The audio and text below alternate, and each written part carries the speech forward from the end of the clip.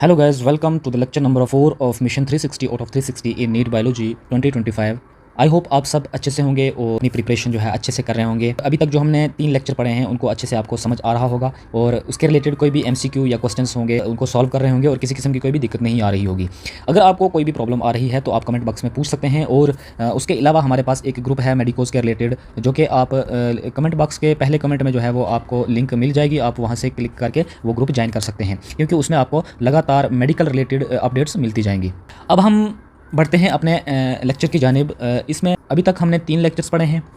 Specially हमने cell का जो है वो ओवरव्यू लिया है 3 लेक्चर्स में। वो 3 लेक्चर्स बहुत इंपॉर्टेंट हैं अगर आपको इससे आगे बढ़ना है। अभी जो है वो सेल का मेन पार्ट शुरू हो चुका है। अगर आपने ये लेक्चर देखना है तो उससे पहले आप पहले 3 लेक्चर ज़रूर देख लें क्योंकि उनमें सेल का बेसिक है, उनमें आप लोगों का जो है वो कंसेप्ट्स बिल्ड किए गए हैं। सेल का जो बेसिक जो है वो क्लियर किया गया है। अगर आपको सेल का बेसिक नहीं आएगा तो आप आगे बिल्कुल भी बढ़ नहीं सकते। इसलिए मैं चाहता हूँ कि आप पहले पिछली वीडियोज़ देखें और फिर आप ये वाली वीडियो देखें। तो आपको नज़र आ रहा होगा कि आज हम प्रोकैरियोटिक सेल के बारे में पढ़ने जा रहे हैं। हमारी हेडिंग क्या है? Prokaryotic cell. प्रोकैरियोटिक सेल क्या होता है ये हम पहले पढ़ चुके हैं। फॉर एग्जांपल हमारे पास एक सेल है। प्रोकैरियोटिक सेल में हमने सबसे पहला पॉइंट ये पढ़ा था कि इसमें न्यूक्लियस होता है जिसके अराउंड मेम्ब्रेन नहीं होती। ठीक है, तो हम यहाँ पे न्यूक्लियस बना लेंगे।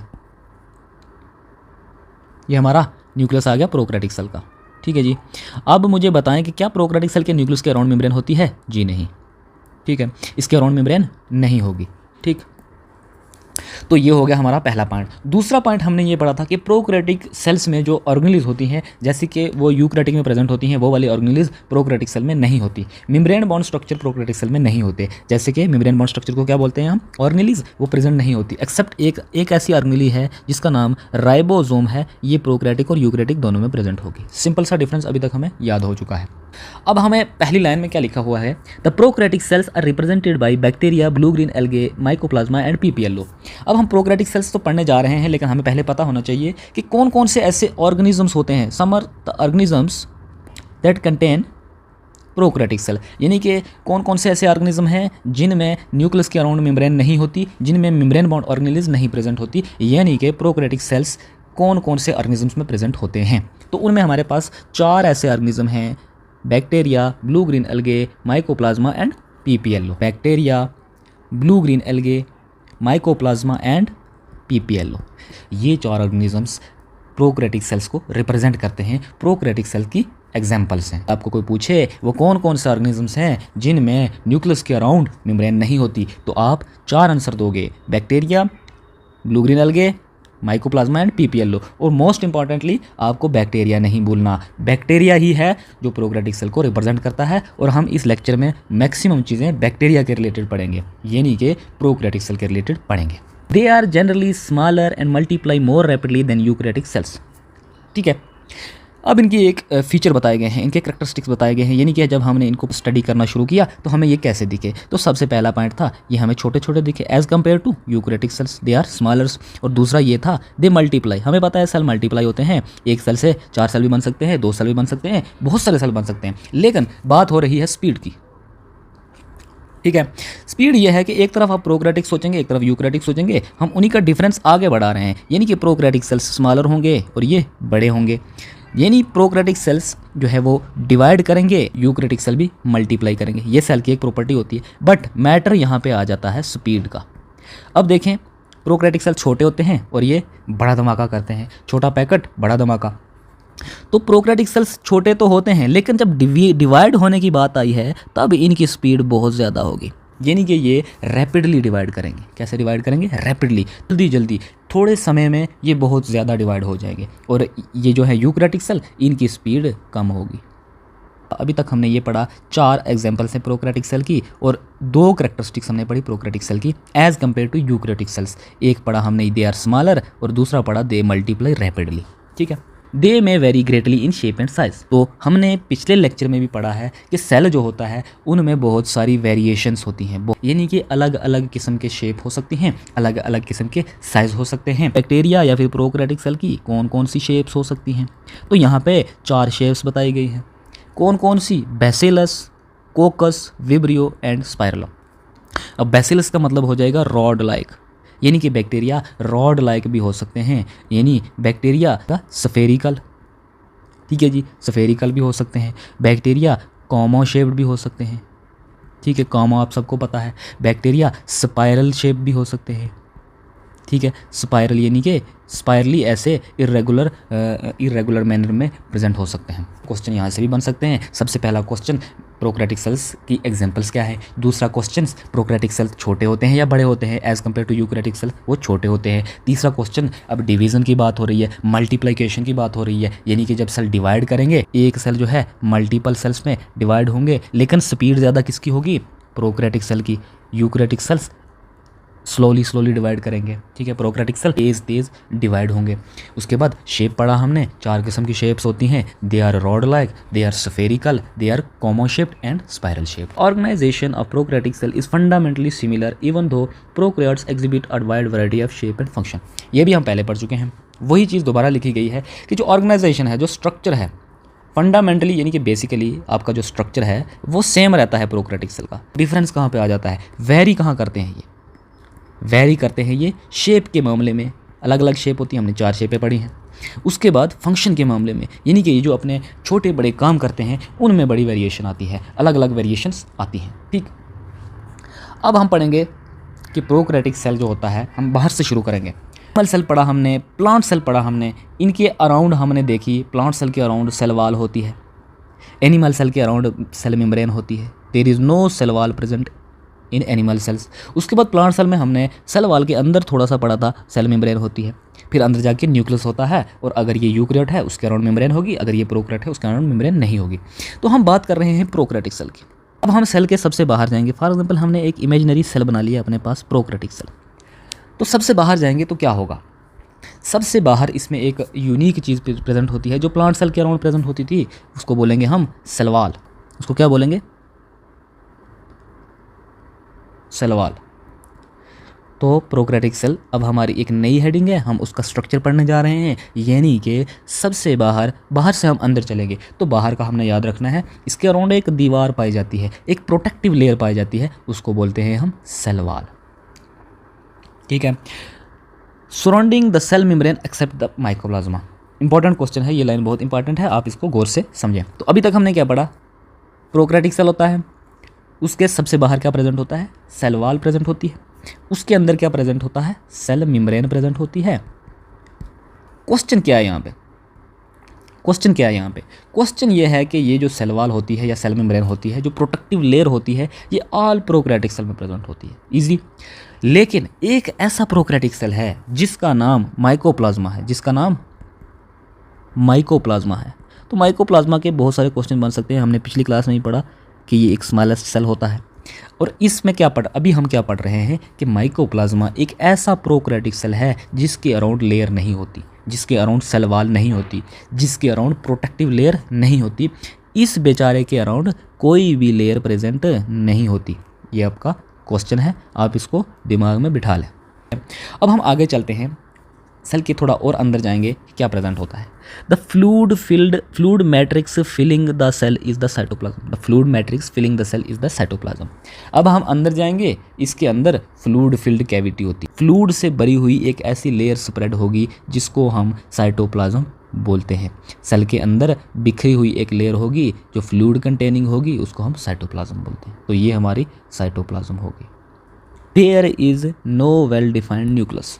अब ये कंफ्यूजिंग लाइन है, कुछ लोग इसको समझेंगे कि प्रोकैरियोटिक सेल के अंदर न्यूक्लियस ही नहीं होता। नहीं, ऐसी बात नहीं है। प्रोकैरियोटिक सेल में न्यूक्लियस जो है वो प्रेजेंट होता है, लेकिन उनमें एक यूनिक बात होती है कि उनके अराउंड मेम्ब्रेन नहीं होती। ये भी हम पढ़ चुके हैं। और जिस न्यूक्लियस के अराउंड कवरिंग नहीं होती, प्रोटेक्टिव लेयर नहीं होती, उसको हम बोलते हैं not a well defined nucleus. तो वेल डिफाइंड न्यूक्लियस बोलेंगे अगर न्यूक्लियस के अराउंड प्रोटेक्टिव लेयर है, हमें वो उसकी बाउंड्रीज डिफाइन कर सकते होंगे अगर हम, तो वो वेल डिफाइंड होगा। लेकिन प्रोकैरियोटिक में क्या होता है, एक ऐसा न्यूक्लियस प्रेजेंट होता है जिसके अराउंड जो है वो लेयर नहीं होती और वो वेल डिफाइंड नहीं होता, यानी कि वो ऐसे ही बिखरा पड़ा होगा साइटोप्लाज्म के अंदर without any layer. Prokaryotic cell में ऐसा न्यूक्लियस पाया जाएगा जिसके अराउंड मेम्ब्रेन नहीं होती, जो वेल डिफाइंड नहीं होता, जिसकी बाउंड्रीज हम डिफाइन नहीं कर पाते कि ये न्यूक्लियस है या साइटोप्लाज्म है, वो साइटोप्लाज्म में ऐसे स्प्रेड होगा। जैसे पिछले ओवरव्यू वाले लेक्चर में हमने पढ़ा था कि न्यूक्लियस के अंदर जेनेटिक मटेरियल प्रेजेंट होता है। तो ये भी न्यूक्लियस है, ये प्रोकैरियोटिक का न्यूक्लियस है। अब हम प्रोकैरियोटिक का जेनेटिक मटेरियल पढ़ेंगे कि वो कैसा होता है। तो यहाँ लिखा गया है the genetic material is basically naked. अब नेक्ड का क्या मतलब हुआ? It is not involve by nuclear membrane. Nucleus is all about genetic material, यानी न्यूक्लियस है हमारे पास तो उसके अंदर क्या प्रेजेंट होगा? Genetic material. लेकिन वो कैसा होगा? तो इसमें ऐसा जेनेटिक मटेरियल प्रेजेंट होता है जिसके अराउंड न्यूक्लियर मेम्ब्रेन नहीं होगी, यानी कि न्यूक्लियस के अराउंड मेम्ब्रेन नहीं होगी तो हमारा जेनेटिक मटेरियल नेक्ड होगा, विदाउट एनी कवरिंग होगा, वो बिना किसी प्रोटेक्शन के प्रेजेंट होगा सेल के न्यूक्लियस के अंदर। सिंपल हो गया जी। In addition to genomic DNA the single chromosome circular DNA many bacteria have small circular DNA outside genomic DNA, these smaller DNA are called plasmid. तो हमारे पास अपनी एक नई टर्म आ चुकी है जिसको बोलते हैं plasmid. It is very important. इस टर्म को आपका समझना जो है वो बहुत बहुत ज़्यादा ज़रूरी है। अभी तक हमने पढ़ा न्यूक्लियस होता है, उसके अंदर जेनेटिक मटेरियल होता है जो नेक्ड होता है, ठीक है। तो उस जेनेटिक मटेरियल को नॉर्मली हम बोलते हैं genomic DNA.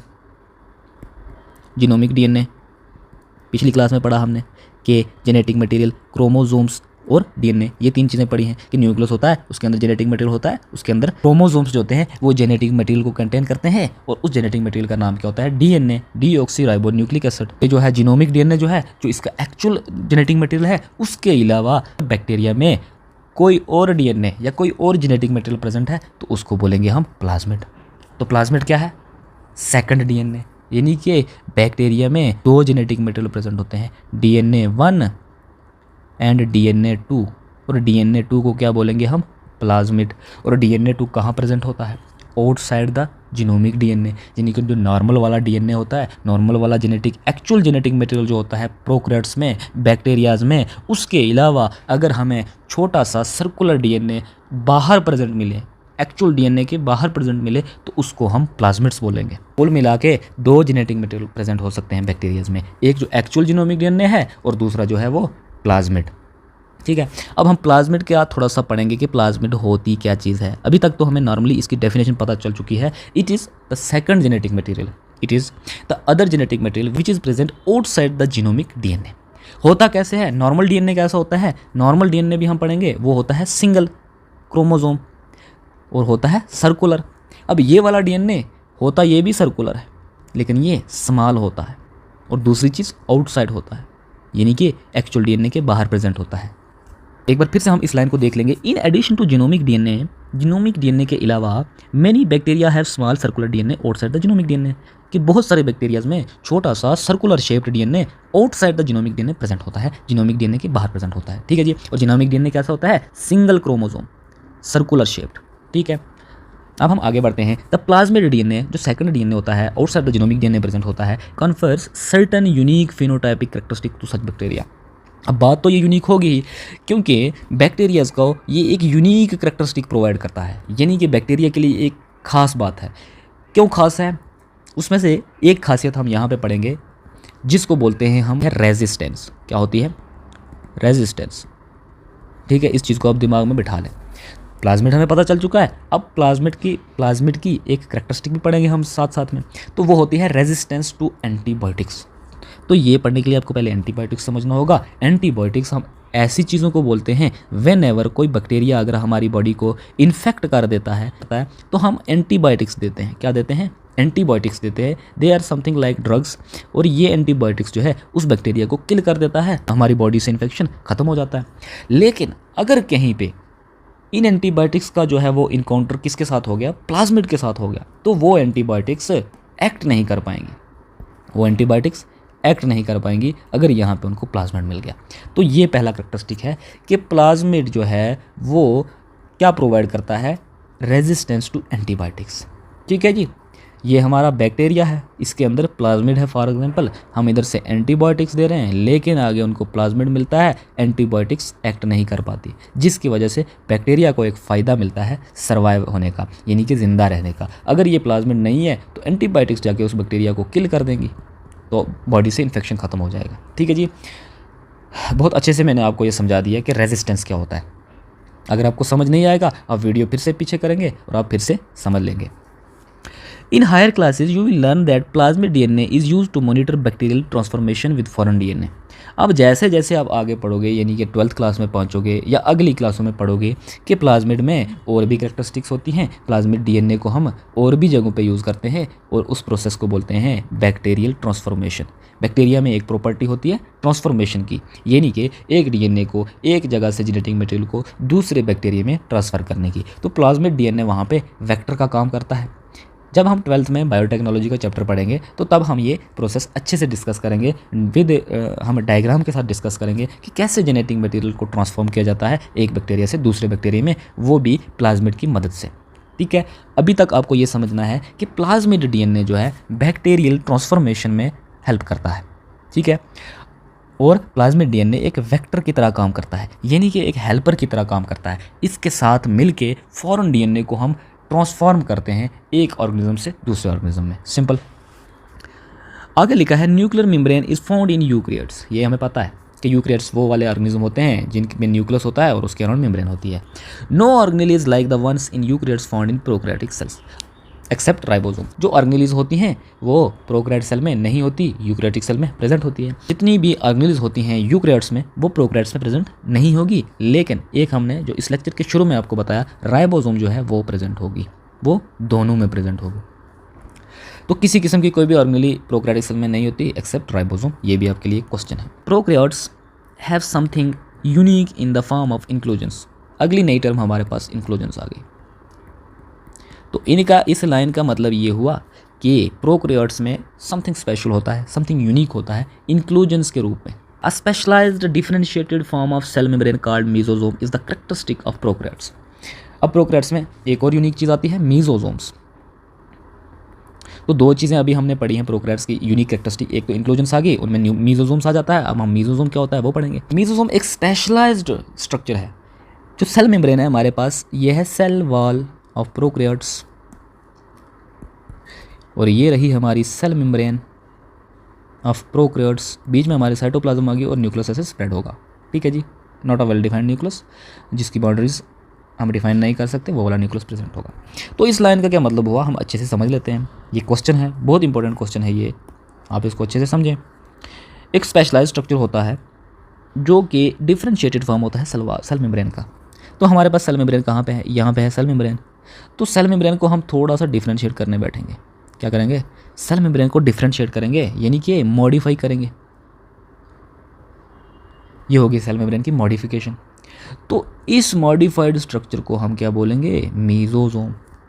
They are essentially infoldings of cell membrane. ये जो डायग्राम में मैंने अंदर की तरफ इनको फोल्ड किया है, इस स्ट्रक्चर को बोलेंगे हम मीसोसोम। और ये कहाँ प्रेजेंट होती है? ये प्रोकैरियोटिक सेल्स की एक यूनिक कैरेक्टरिस्टिक है। तो हम इस पूरे लेक्चर का थोड़ा सा रिवीजन कर लेते हैं, हमने अभी तक क्या क्या पढ़ा, और मैं हाईलाइट कर देता हूँ कि आपको किसी भी कम्पिटिटिव एग्जाम में, स्पेशली नीट में, क्या क्या क्वेश्चन आ सकते हैं। आपको प्रोकैरियोटिक सेल्स की एग्जांपल याद रखनी है, नंबर 1 ये वाला पार्ट। उसके बाद आपको प्रोकैरियोटिक सेल्स की कैरेक्टरिस्टिक याद रखनी है, they are smaller, they rapidly multiply. उसके बाद they vary in shape and size, और उनकी शेप याद रखनी है। 4 किस्म की शेप होती हैं। प्रोकैरियोटिक सेल का स्ट्रक्चर पढ़ा, यानी कि सबसे बाहर क्या होता है, उसके अंदर क्या होता है, और सेल के अंदर क्या प्रेजेंट होता है। फिर हमने सेल का प्रोकैरियोटिक सेल का न्यूक्लियस पढ़ा, वो कैसा होता है, वेल डिफाइंड नहीं होता है। उसके बाद हमने इंपॉर्टेंट चीज़ पढ़ी, माइकोप्लाज्मा में सेल वॉल या सेल मेम्ब्रेन या प्रोटेक्टिव कवरिंग नहीं होती है। इस लेक्चर में अगर कोई सबसे इंपॉर्टेंट चीज़ है तो वो जेनेटिक मटेरियल ऑफ प्रोकैरियोट है। वो नेक्ड होता है, उसके अराउंड मेम्ब्रेन नहीं होती। और 2 टाइप के जेनेटिक मटेरियल होते हैं, एक जो उसका एक्चुअल जीनोमिक डीएनए है जो सिंगल क्रोमोसोम होता है, जो सर्कुलर होता है, और उसके अलावा अगर उसके बाहर अगर कोई जेनेटिक मटेरियल प्रेजेंट है तो उसको प्लाज्मिड बोलते हैं। और प्लाज्मिड का एक इंपॉर्टेंट काम हम याद रखेंगे कि ये एंटीबायोटिक्स को रेजिस्ट करता है, उनके रास्ते में रुकावट पैदा करता है। उसके बाद हमने ये पढ़ा कि आगे चल के आप प्लाज्मिड की और भी बहुत सारे काम पढ़ोगे, जैसे कि बैक्टीरियल ट्रांसफॉर्मेशन में मदद करता है। उसके बाद हमने पढ़ा कि नॉर्मली जो ऑर्गेनेल्स यूकैरियोट में प्रेजेंट होती हैं वो प्रोकैरियोट में प्रेजेंट नहीं होती। ठीक है जी, लेकिन एक ऐसी ऑर्गेनेल होती है जो यूकैरियोट प्रोकैरियोट दोनों में प्रेजेंट होती है, जिसको राइबोसोम बोलते हैं। उसके बाद हमने इंक्लूजन्स के बारे में पढ़ा, हमने मीसोसोम के बारे में पढ़ा। मीसोसोम्स भी हमें अच्छे से पता है, वो सेल मेम्ब्रेन की मॉडिफिकेशन होती हैं, इनफोल्डिंग होती हैं। ठीक है, आपको जो भी मैंने पढ़ाया वो अच्छे से समझ आ गया होगा। और हम अगले लेक्चर में हम थोड़ा सा इस डायग्राम को डिस्कस करेंगे, क्योंकि डायग्राम बेस्ड क्वेश्चन भी आते हैं नीट में। तो मैं उम्मीद करता हूँ कि आपको ये लाइन बाय लाइन लेक्चर्स पसंद आ रहे होंगे, अगर आपको अभी भी इन लेक्चर्स में कोई प्रॉब्लम आ रही है या आप हमें कुछ सजेस्ट करना चाहते हैं तो आप हमें कमेंट बॉक्स में बता सकते हैं, और डिस्क्रिप्शन में जो है वो अपने कॉन्टैक्ट्स का जो है वो लिंक दे देंगे, तो आप वहाँ से हमें किसी किस्म के कोई भी क्वेश्चन पूछ सकते हैं अगर आपको कोई प्रॉब्लम आ रही है। और दूसरा मैंने आपको ग्रुप के बारे में बताया, व्हाट्सएप ग्रुप के बारे में बताया, वो भी आपको लिंक या तो कमेंट बॉक्स में या डिस्क्रिप्शन में दे दी जाएगी और आप हमसे रब्ता कर सकते हैं। थैंक यू सो मच, मिलते हैं अगली वीडियो में।